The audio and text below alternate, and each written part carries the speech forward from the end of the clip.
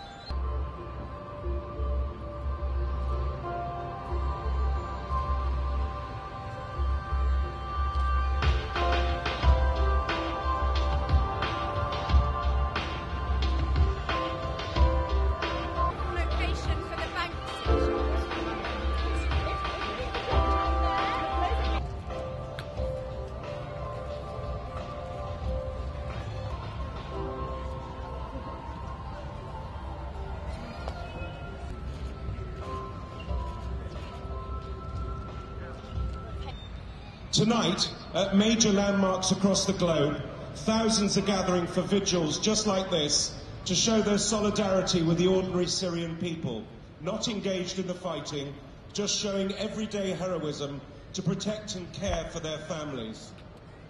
Syria has now endured 3 years of violence, suffering and tragedy. People are living without enough food, water or medicines. Children are losing loved ones, falling sick without hope of treatment, growing up without an education and surrounded by horror. More than 11,000 children have died and a whole generation of them at the risk of becoming a lost generation to this brutal conflict. And this must not continue. We are here to show our anger and sorrow at the conflict and to demand that it ends.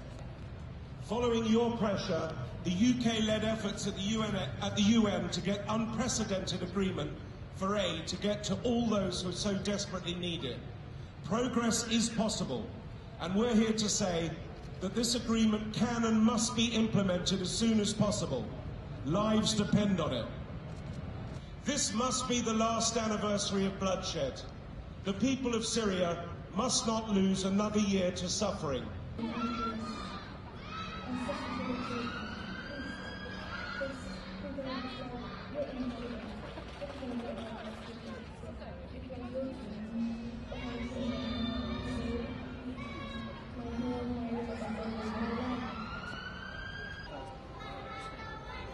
Don't worry, you've got a bit.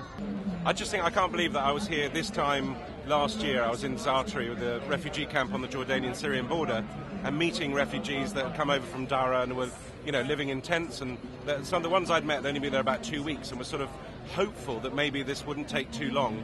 And now here we are a full year later and nothing pretty much has changed. And those people are still in tents and the situation is still basically critical. So I just think it's really important that we keep the situation on the map and we keep people's thoughts with Syria, basically.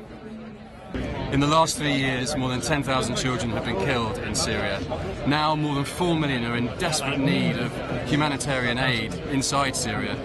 And more than 1 million have been forced to flee their country and are now living in the bordering countries around Syria. And still the world has done not enough, has stood by to allow this suffering to continue. That's why Save the Children has joined 100 organisations around the world to make sure that this anniversary is marked in a huge way, with vigils just like this one in Trafalgar Square, to show that we stand with the children of Syria, that this must be the last anniversary marked in bloodshed. Okay, go for it.